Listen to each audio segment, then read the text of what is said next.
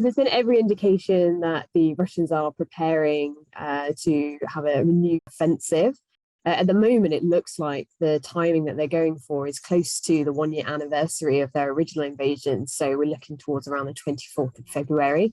And what's been interesting here about what's being trailed is that we're very unlikely to see a repeat of last year's invasion, because we're not seeing them building up forces in Belarus to head towards Kiev straight away like they did last year, or indeed to go to Kharkiv in the northeast of the country like they did last year as well. What I think we're seeing is much more limited, and what makes more sense militarily is they're looking to have a renewed offensive along their current axes down in Luhansk. So there's a lot of fighting going in and around Bakhmut, and it looks like what they're going to do is have a real drive to up the pressure along that particular axis.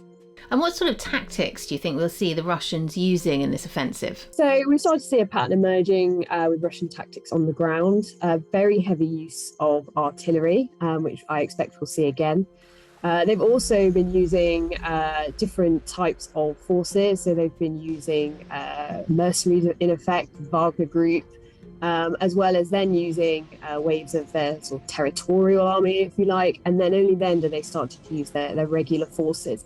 And I think we'll see that similarly again, is that they'll have their conscripts who will form sort of spearhead of an advance, and then they'll start to bring up their more highly trained and better equipped regular forces behind those. And how do you think the Ukrainians will respond? So the Ukrainians know that this attack is coming, and they've been saying that they've been expecting it, since the autumn. They've known that there'll likely be a spring offensive. Then have been looking at how they can do counterattacks themselves as we head towards the spring.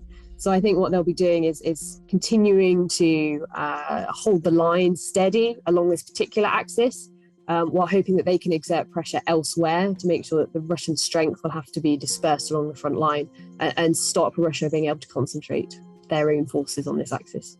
And if we look at that corridor between Russia and Crimea, the Russians appear to be building massive defences around the towns there. Do you think the Ukrainians should target those areas? Yeah, there'll be very little progress, I think, that Ukraine will be able to make, certainly in the south. The Dnieper River is a very significant barrier. The Russians have put in a lot of earthworks along the river. It'd be very, very difficult to cross down in the south.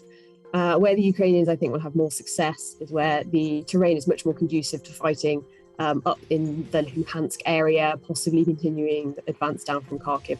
So I think that's where the Ukrainians will carry on their focus. And we know that the UK is offering to train the Ukrainians in NATO standard jets. What difference do you think that will make? So this is interesting because the pipeline to train a jet pilot is years and years. So this is sort of a tacit admission, I think, from NATO that this war could be still going strong in 4 or 5 years' time. I think I'd be very surprised if we saw a commitment for a NATO jet, even if it was a slightly older model, like the Tornadoes or F-16. I'd be very, very surprised if we see that commitment now.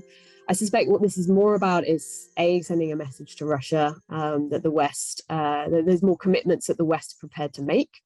And then I also think it means that it's also quite a smart move, because what it means is that there are options for the West and NATO later on. If in a couple of years we still have a stalemate, well, there'll be a raft of Ukrainian pilots that are already partway down a very long pipeline.